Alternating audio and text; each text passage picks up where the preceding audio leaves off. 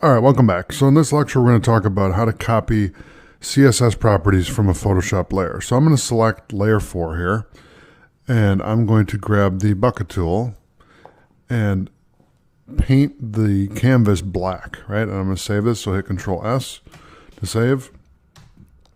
Now, if I go to layer 4 and I right click and I hit copy CSS, what that's going to do is it's going to grab the source code of that CSS or the properties of that CSS.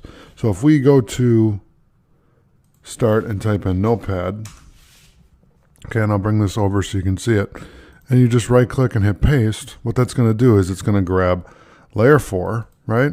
Background image is URL layer 4.png, positions absolute, left 0, top 0, width is 2100 by 1500, and then the Z index is 5. So what it's going to do is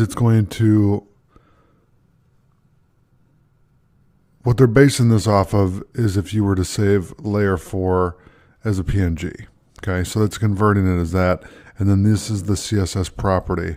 So the position, left top, width, and height, and then the Z index. So that's how you copy CSS in a Photoshop layer. All right, so I'll see you in the next lecture. Thanks for watching.